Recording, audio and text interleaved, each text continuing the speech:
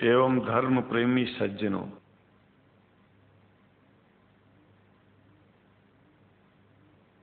भगवान की जब कृपा होती है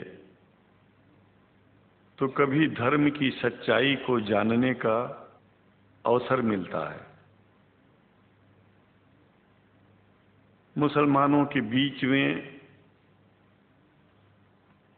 लगातार कई वर्षों से हम जा रहे हैं और भारतवर्ष में एक नई प्रथा का प्रारंभ किया मैंने कि जब जगत गुरु शंकराचार्य भी मुसलमानों के बीच में जाकर के उनके प्रेम को समझ सके और इस्लाम की सच्चाई को जान करके इस्लाम को सारी दुनिया में एक इंसानियत का सबसे बड़ा पाठ सिखाने वाला धर्म मानने के लिए लोगों को समझावे।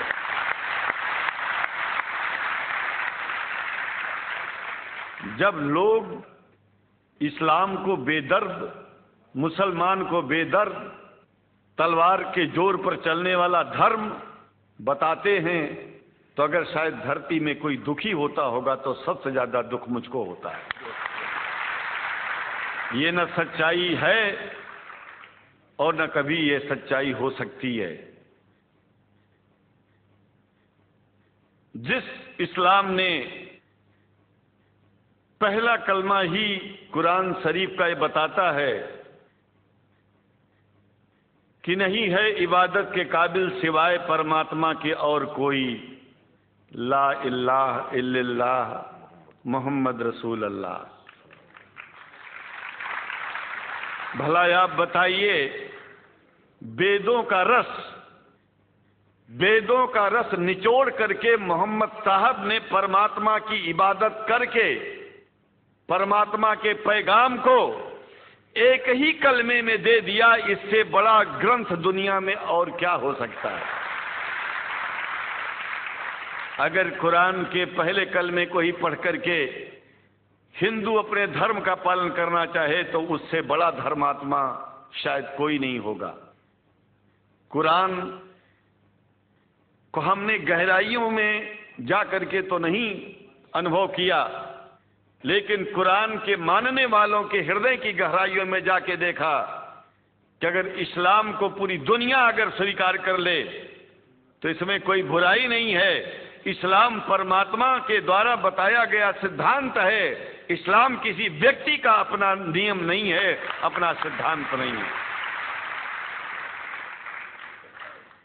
कुछ लोग भेदभाव पैदा करने के लिए इस धरती पर मुसलमानों को बेदर्द कह देते हैं, इस्लाम को बुरा कह देते हैं। मैं कहता हूं उनसे बुरा इस दुनिया में कोई नहीं है। वो शैतान के बच्चे हैं, खुदा के बच्चे नहीं हैं।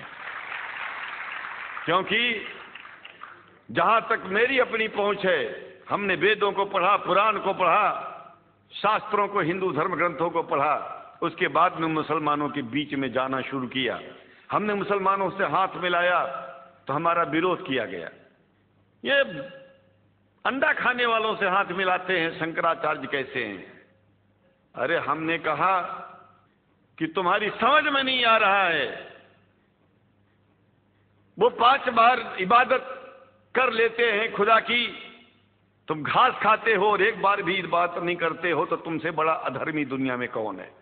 तुम अपने अधर्म को देखो। किसी के पवित्रता के सिद्धांतों का विरोध करना पहला अधर्म है। आप क्या खाते हैं, कैसे रहते हैं, अगर हमें आप दुखी नहीं करते हैं तो आपसे बड़ा इंसान दुनिया में कोई नहीं है।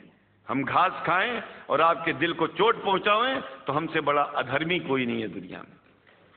कहने का तात्पर्य सिर्फ एक है कि मैंने ये अनुभव किया है कि ये मैं एक बात जो मैंने देखा है, आप लोगों से जो प्रेम मुझे मिलता है, लोग पूछते हैं कि आप मुसलमानों में क्यों जाते हो, आप तो शंकराचार्य हो।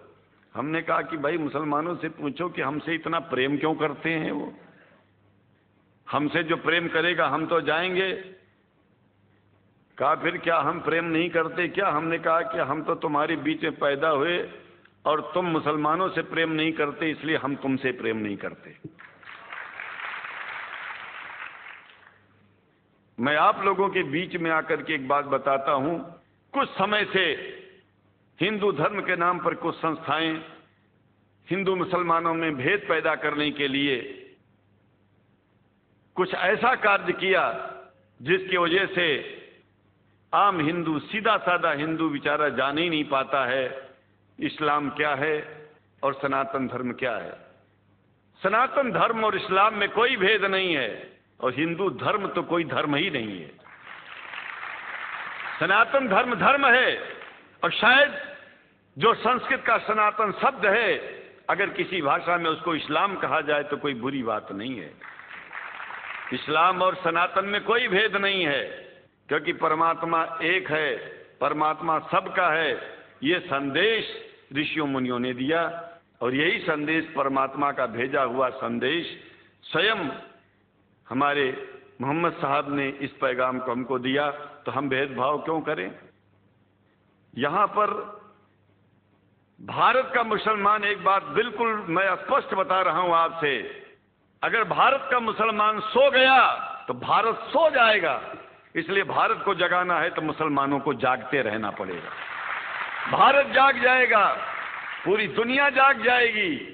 ये भी मैं जानता हूं कि भारत के सच्चे हिंदुओं को, जो सच्चे सनातन धर्मी हैं, उनको मुसलमानों से प्रेम चाहिए, उनको मुसलमानों से भेद नहीं चाहिए। अंग्रेजी की भी मिल गई है और हम तो चाहते हैं, हाँ, कुरान शरीफ सारी दुनिया में अगर इस ग्रंथ को पहुंचाया जाए, और पहुंचाना चाहिए। मैं तो मुसलमानों से एक जरूर बात कहूंगा कि आप लोग एक चीज का ध्यान दें, आपके पड़ोस में जिस भी भाषा को जानने वाला व्यक्ति रहता हो, जिस भी भाषा को, कोशिश कीजिए कि आप इस कुरान जैसे पवित्र ग्रंथ को उसको उसकी भाषा में पहुंचाइए। और मेरी समझ में सारी दुनिया में एक कुरान पहुंचेगा तो सारी दुनिया में शांति होगी, सारी दुनिया में अमन होगा और सारी दुनिया में ऐसे ही इतने प्रेमियों के बीच में शंकराचार्य को पहुंचने में और बोलने में कोई दिक्कत नहीं होगी, संकोच नहीं होगा।